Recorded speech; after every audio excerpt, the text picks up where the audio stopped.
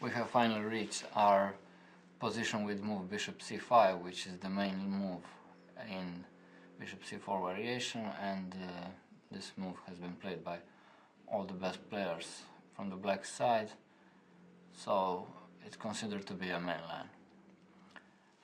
In this chapter I shall quickly go through the first couple of moves to reach the main tabia of this line, and it goes after c3, knight f6, d3, d6, castle, castle, bishop b3, a6, h3, bishop a7, rook e1.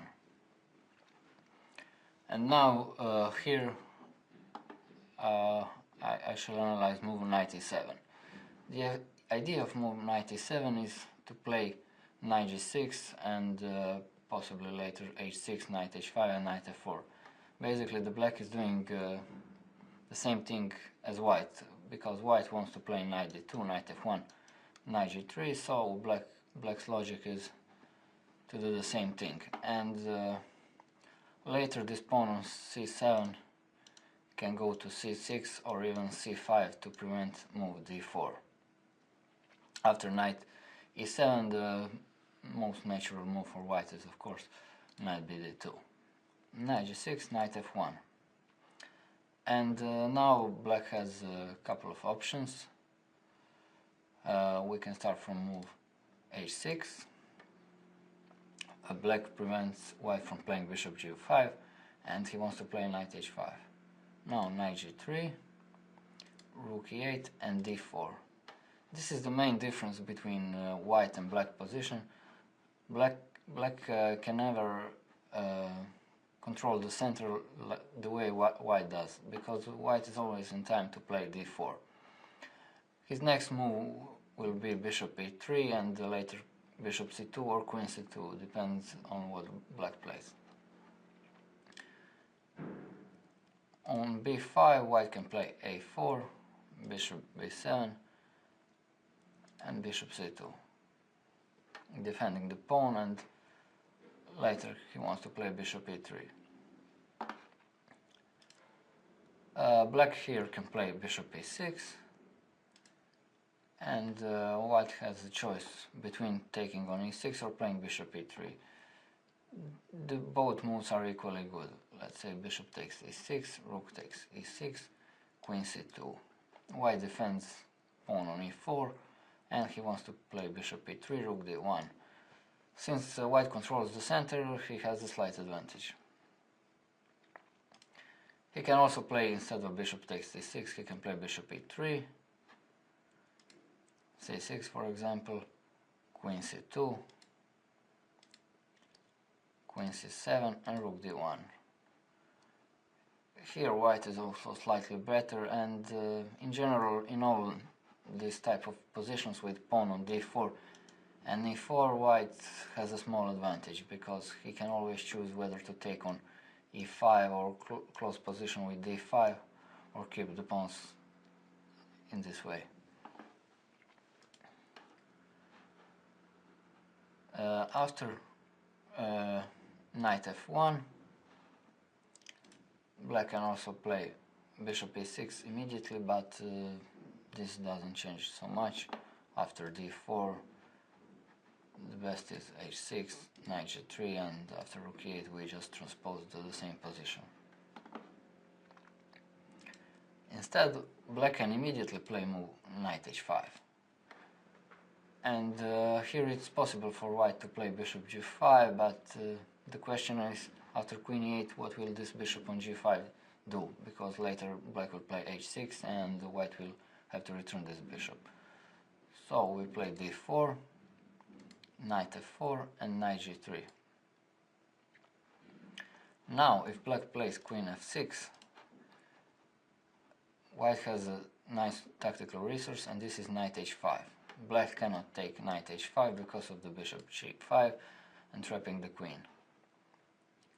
Then on knight h5 black must play queen e7, but after bishop takes f4, he takes f4, knight f4 does not change anything, because after take and queen d2 we have the same type position, and Actually, this type of the position with pawn on f4, it's very bad for black, and he should avoid it, because his bishop on a7 is now very bad piece, because he's attacking the pawn on d4, which is covered by pawn on c3, and this bishop is not doing anything while the pawn on f4 is weak. White ideas are usually to play e5, and after black takes on e5, white can take with white always takes with piece, it depends, rook or knight, and then the pawn on f7 is weak. After bishop f4, e takes e4 is not changing anything because of queen d2, and now black even loses the pawn instantly. So queen f6 is not a good move, actually it's a big mistake. After knight g3, black can play h6 with the same idea, and now bishop c2, queen f6, knight f5. And later white wants to play king h2 and g3, this knight will have to go back. White here also keeps small advantage, because his knight can never go from square f5, unlikely this knight from a4 will have to go back.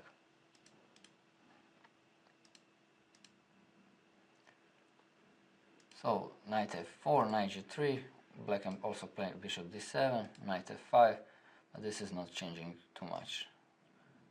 E takes d4, now it's possible to take with pawn, and but it's also possible to take with knight. Knight takes d4, queen f6, bishop e3. Knight e6, queen g4, and white pieces are better.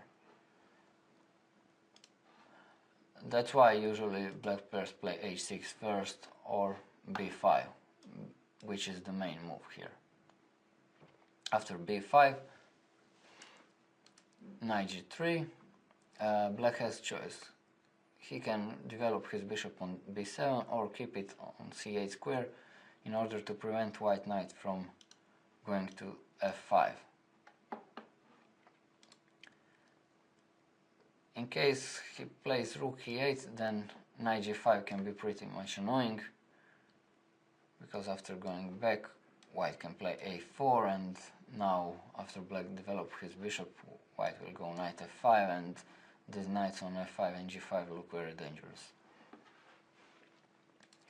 Instead, if black plays h6, after a4, bishop b7, we just transposed. And so bishop b7, now I think knight f5 is a very interesting move. White is actually preparing, if black plays h6, then sacrifices are possible, not immediately, so it's interesting for white to start with a4. And now black has no useful moves, because later this white has motives to take on b5 and bishop h6 with queen d2. And black is facing some problems. In case of d5, white will just take a pawn on e5. That is why after knight f5, black needs to play something else. In case of d5, e takes d5. Again, this pawn on e5 is hanging. And if black plays rook e8, then bishop g5. And now if h6, bishop takes h6, g takes h6, queen d2. The only way to defend this pawn is by playing knight f4, but then g3. And if black takes on h3, king g2. Again, this pawn is hanging, as well as the knight on h3, and already black position is hopeless.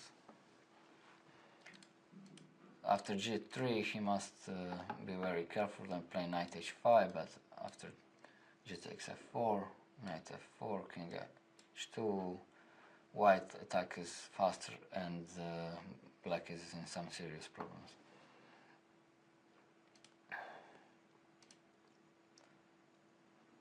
Here black can play, for example, c5, but After a4, white has a small advantage, and possibly this c5 is maybe the best try for black, but here I think white is just better. This bishop on a7 is now not very good because he's blocked by his own pawn from c5, and well, black still hasn't weakened his kingside with h6, but it's hard for him to find some useful moves, and white can in the meantime play bishop g5, queen d2, and start attacking. This knight on h5 is very annoying for black.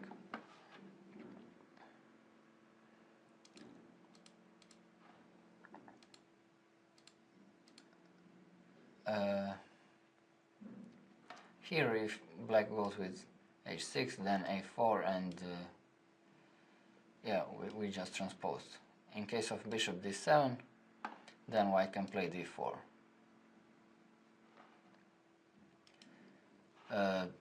This is basically all you have to know in this line with knight e7, knight g6.